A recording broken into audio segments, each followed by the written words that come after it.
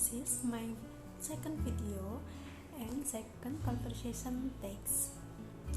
This video will discuss the case study again. The case study with title Obligatory Vaccination. What's the contents? Check this out. Case study 28. Obligatory vaccination. Mr. B and his wife have two young children, L, 10 years old, and K, 3 years old. Mr. B and his wife are vigorously opposed to vaccinating their children and to vaccination in general, either as a private or a public health measure. In Mr. B's view, not only is vaccination harmful, but it is also a useless procedure with perhaps disastrous side effects. He asserts that he and his wife have a fundamental right to decide whether or not to vaccinate their children.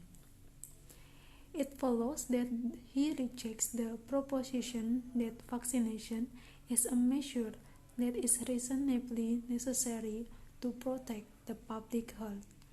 L and K were refused entry to child care center run by the council on the grounds that they were not medically immunized.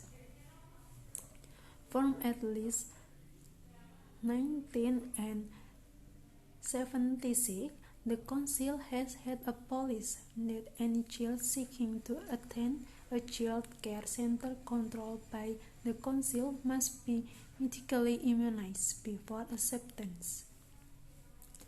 Proof of immunization is required on enrollment and after each immunization update.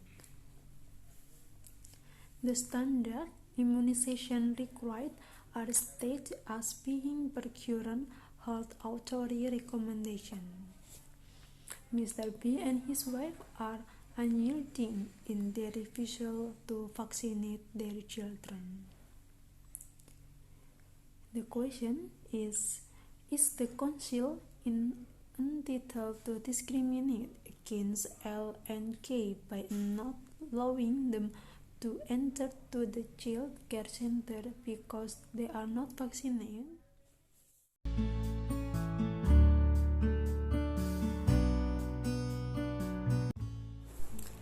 The question is yes or no for vaccination. I am agree to vaccinate because vaccination is mandatory starting with babies. So if you look at case study 28, Mr. B and his wife do not want to vaccinate their children disagree. And should such parents be educated about the importance of vaccination from infants? My opinion about consideration for vaccination is that when a large portion of the population is vaccinated, this will help prevent the spread of disease, which will then provide protection to people who are not yet immune or cannot be vaccinated. This is called group immunity, and if there is a failure, it will reach the weaker population. According to Wikipedia, vaccination is the provision of vaccine into a person's body to provide immunity against a disease. For example, the polio vaccine is given to provide protection against polio. Vaccination is also often referred to as immunization.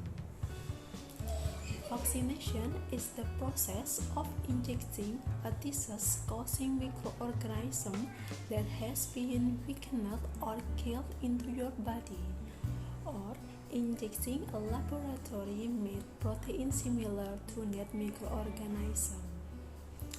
Vaccination aims to improve the immune system so that when you contract the actual germ of disease, the body is ready to block it, so it doesn't develop into a disease.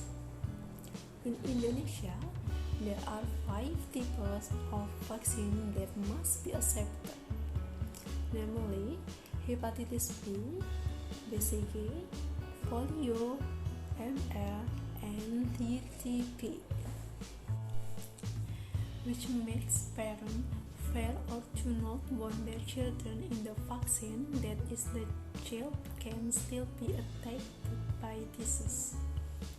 Children who have been vaccinated are indeed still likely to get the disease, but usually the disease arises in a later form and less disorder.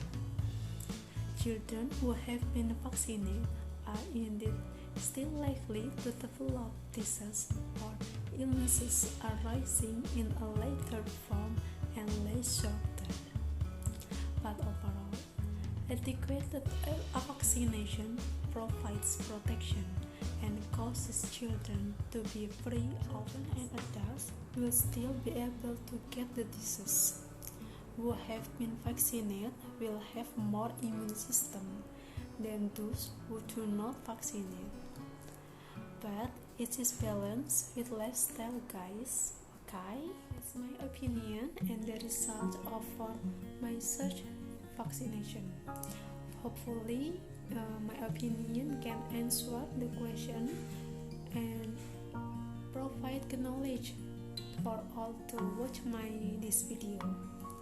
Stay at home, the current situation now. Don't leave your home if there is no urgent. Don't forget for social distancing